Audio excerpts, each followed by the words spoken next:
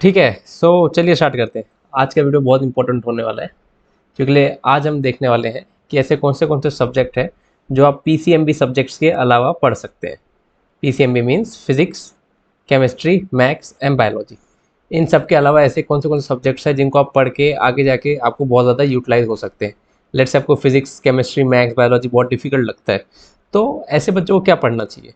और similarly in subjects के अलावा ऐसे कौन सब्जेक्ट्स हैं जिनमें भी आप आगे जाके बहुत अच्छी आपको यूज़फुल चीज़ें वहाँ पर आप कर सकते हैं, या फिर आपके लिए बहुत यूज़फुल चीज़ें आपको मिल सकती है। तो वो सब हम देखने वाले हैं। सो बेसिकली जो आज हम देखने वाले हैं, this video is going to be, ये बहुत ही कॉमन नॉलेज है जो कोई शेयर नहीं करता। और बेसिकली जिन लोगों ने फिजिक्स, केमिस्ट्री, मैथ्स, बायोलॉजी पढ़ी है, ये लोग भी अल्टीमेटली इसी रास्ते आते हैं जिस रास्ते मैं आज आपको दिखाने वाला हूँ। बहुत अच्छे से देखना और सब्सक्राइब पहले कर देना, लाइक और शेयर भी कर देना। चलो स्टार्ट करते हैं। These are the subjects that I want you to study. If you don't want to study physics, chemistry, maths, biology, या फिर अगर आप फिजिक्स, केमिस्ट्री, मैथ्स, बायोलॉजी में स्ट्रगल कर रहे हैं तो सब्जेक्ट है इंग्लिश, रीजनिंग, एप्टीट्यूड और GK. I will tell why. So basically क्या है, अभी आप 11th एंड 12th में है, लेट्स से, ठीक है। लेट्स से कि आपने 10th का एग्ज़ाम दिया है और 10th के बाद आप 11th 12th में गए हैं। मैं स्टार्ट से बताता हूँ, अगर आप ग्रेजुएशन में तो भी ये वीडियो आपके लिए काम का है, और आप 11th 12th में अभी जस्ट गए उसके लिए भी काम का है। तो लेट्स से आप 10th के बाद 11th एंड 12th में गए हैं। मैं नॉर्मल बच्चे के हिसाब से बता रहा हूँ कि उसको किसी एंट्रेंस में नहीं पढ़ना है, ठीक है। उसको ना इंजीनियरिंग का एंट्रेंस देना है, ना जेई देना है, ना उसको नीट देना है सपोज, ठीक है ना। उसको कोई एंट्रेंस नहीं देना है, उसको नॉर्मल उसने अपनी प्लेन 11th 12th की पढ़ाई की, ठीक है। उसके बाद 11th 12th आप कुछ भी ले सकते हैं। आप या तो साइंस ले लें, या तो आप कॉमर्स ले लें, या तो आप आर्ट्स ले लें, ठीक है। उसके बाद 11th 12th के बाद आपने अपनी ग्रेजुएशन कर ली 4 साल की, ओके। 4 साल की ग्रेजुएशन आपने किस में भी की, सपोज मैं नॉर्मल हिसाब से बता रहा हूँ, जैसे कि ऐसे सब्जेक्ट, ऐसी चीज़ें जिसमें अपने मतलब बहुत ज़्यादा उसमें एक्सपेंस भी आपका कम है, बहुत ज़्यादा एक्सपेंस भी नहीं है, एक्सपेंस भी कम है, और नॉर्मल आपकी पढ़ाई हुई उसमें। समझ लीजिए आपने बीएससी कर ली, बीएससी आईटी कर ली, या फिर कुछ भी कर लिया आपने। You did BSc, you did BMS और बीकॉम, और you did BA for example, ठीक है। अगर आपने ये काम किया कि 11th 12th ये 2 साल, एंड साथ में आपके ग्रेजुएशन के 3 या 4 साल, टोटल 6 साल, अगर आपने ये 6 साल अपनी नॉर्मल स्टडीज़ के साथ साथ इन 4 सब्जेक्ट्स पे अगर अपनी पकड़ स्ट्रॉन्ग की, तो आपके लिए आगे जाके बहुत सारी अपॉर्चुनिटी खुलने वाली है, और उस अपॉर्चुनिटीज़ को मैं आज बताने वाला हूँ आपको। सो अपॉर्चुनिटी क्या क्या है, सबसे पहले इस पे आ जाते हैं हम लोग। तो बेसिकली क्या होता है, जो बच्चे ग्रेजुएशन करते हैं तो उसके बाद लेट्स से कोई बच्चा गवर्नमेंट जॉब देख रहा है, okay, let's say you are looking for a government job, तो वहाँ आपको ये सब्जेक्ट काम आ जाएंगे। इनफैक्ट गवर्नमेंट जॉब में यही सब्जेक्ट आपको पूछे जाते हैं। दे will ask you English, reasoning, aptitude and GK, okay. English में आपके वोकेबलरी टेस्ट करेंगे, आपकी ग्रामेटिकल नॉलेज को टेस्ट करेंगे, ओके। रीजनिंग में आप जानते हो क्या होता है, जैसे बोलता है कि डाइस में लेट्स से ये है, नेक्स्ट फेस इसके ऑपोजिट ये वाला फेस है, फॉर एग्जाम्पल। और इसके बाद लेट्स से एक और फेस इस तरीके से है, तो अगला क्या होगा। बहुत ही खराब एग्जाम्पल लिया मैंने, but just like that these are the question of your reasoning ability. Aptitude में क्या आता है कि किसी एक इंसान ने एक काम 10 दिन में किया, तो 4 आदमी मिलके वही काम कितने दिन में करेंगे, that is one example of aptitude. And G K आप जानते हो, जनरल नॉलेज आएगी आपकी, तो जनरल अवेयरनेस ये सब चेक होगी। तो ये सब्जेक्ट्स मैं क्यों रिकमेंड कर रहा हूँ, because these subjects are relatively easier to study than PCMB. PCMB में आपको बहुत ज़्यादा पढ़ना पड़ता है, बहुत ज़्यादा पढ़ना पड़ता है। एंड इसमें क्या बोलते हैं, it requires a relatively high IQ, very high IQ to crack the exams like JEE advance और अदर स्टफ्स, ठीक है। या फिर अगर आप नीट मेडिकल का पढ़ रहे हैं तो फिर जिपमर हो गया लेट से, ठीक है। तो ये सभी एग्जाम्स के लिए बहुत ज़्यादा हाई आईक्यू लगता है। तो मोस्टली हमने क्या देखा है कि जो नॉर्मल बच्चे हैं, क्योंकि मैं जो बातें कर रहा हूँ 99, 98, 95% स्टूडेंट्स के हिसाब से बात कर रहा हूँ मैं। तो जो नॉर्मल बच्चे हैं उनके लिए ये सब सब्जेक्ट पढ़ना बहुत ज़्यादा डिफिकल्ट हो जाता है, ओके। लेट्स से आपके पास टीचर्स भी नहीं है इस, क्योंकि इन सब्जेक्ट्स को पढ़ाने के लिए बहुत अच्छे टीचर्स चाहिए। Let's you don't have very good teachers, okay. इनको पढ़ पाना और इनमें आगे जाके ये सब चीज़ें करना बहुत ज़्यादा डिफिकल्ट हो जाता है, okay.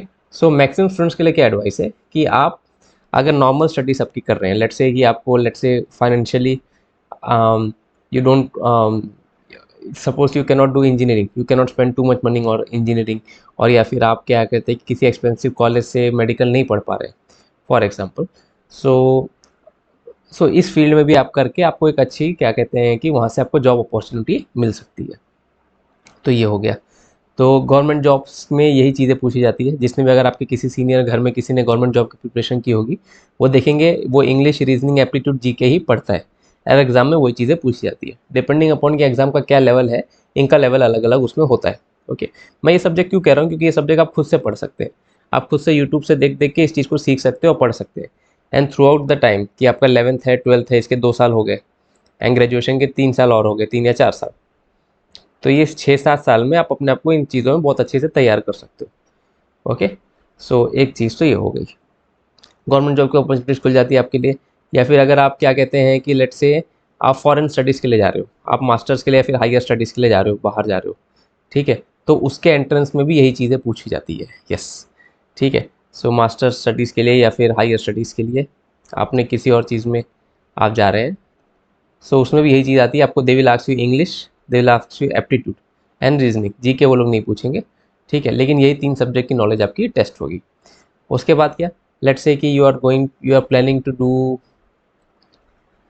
Yes, let's say you are planning to do MBA, माँ बाप के अरमान, मास्टर इन बिजनेस एडमिनिस्ट्रेशन, ठीक है। सो अगर आप एमबीए का एंट्रेंस भी देने जा रहे हैं, दे will ask you same things, English, reasoning and aptitude. Okay, या फिर आप वो जो बाहर वाला जो एमबीए होता है, इंडिया में जो एमबीए होता है, आई थिंक उसका नाम कैट होता है, उस एंट्रेंस एग्जाम का, और बाहर वाले का नाम क्या था, उसका नाम मुझे याद नहीं आ रहा है, शायद जी मैट होता है। Yes, I think GMAT होता है, ठीक है। So they ask you the same things, okay, these are the same thing that are tested. और अगर आप लेट से आप 11th-12th में हैं और आपको ग्रेजुएशन के लिए आप बाहर जाना चाहते हो, तो वो बच्चे पेपर देते हैं सेट का, राइट, जो 11th-12th के बाद फॉरेन जाना चाहते हैं, ठीक है, पढ़ने के लिए। सो सेट एग्जाम में भी दे आस्क यू सेम थिंग्स। तो इस तरीके से है। सो ये मेरा कहने का पर्पज़ क्या था कि ये चीज़ें बहुत निगलेक्टेड है, ठीक है।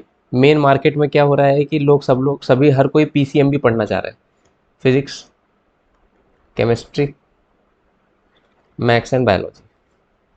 अब इसमें प्रॉब्लम क्या है, प्रॉब्लम ये है कि पहली चीज़, you have to be very good student, है ना। आप स्टडीज़ में बहुत अच्छे होने चाहिए, पहली चीज़ तो you have to be very good student in terms of studies, है ना।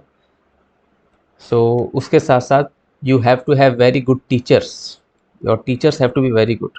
एंड ये बहुत बड़ी प्रॉब्लम है इंडिया में, you don't get good teachers for these subjects, ठीक है। जस्ट बिकॉज टीचर है, ही इज़ फ्रॉम आईआईटी और he is from anywhere else, they are teaching doesn't mean that they are good teachers. Okay, because हमने देखा है कि बहुत सारे बहुत ब्राइट बच्चे होते हैं, but they go under not so good teachers, and then what happens, वहाँ पर उनका कुछ अच्छे से वो चीज़, जिस चीज़ के लिए वो गए थे, वो चीज़ प्रॉपर्ली नहीं हो पाती, just because teachers are not good, ठीक है। सो इसमें क्या हो रहा है कि इसमें बहुत ज़्यादा पहले चीज़ तो पैसा जाता है, ठीक है ना। If you want to learn these things you have to spend a lot of money. Okay, then उसके बाद लेट्स से पैसा आपके लिए प्रॉब्लम नहीं है, ठीक है ना, लेट्स से जम के है, ठीक है, और still you want to do something, so what you can do, but okay, let's say money is the problem or money is a challenge. So if money is the challenge, then what you can do, you can opt to do these subjects along with your normal plain studies. Because अगर आप India में आपने normal plane 11th-12th किया है, आपने normal plane graduation कर ली है, ठीक है ना, और साथ में आप इन सब्जेक्ट्स की आप प्रिपरेशन करते जा रहे हैं, so you will find that by the time you will graduate you will be in a very good position. Because आपके जो दोस्त है जो पीसीएमबी भी पढ़ रहे हैं, मैक्सिमम बच्चे, ठीक है, ultimately they are going to come under this categories only. They will either choose to do MBA, they will either choose to do higher studies or master studies, or they will look for government job. Okay, so और या फिर कोई side भी कर रहा है तो, so ultimately people are going to fall in the same category. This is what I want to tell you. तो ये होता है सबसे पहली चीज़ तो सारे के सारे तो ये दो रास्ते यू कैन थिंक कि एक रास्ता है कि कोई इंसान लेट से इंजीनियरिंग करके आ रहा है।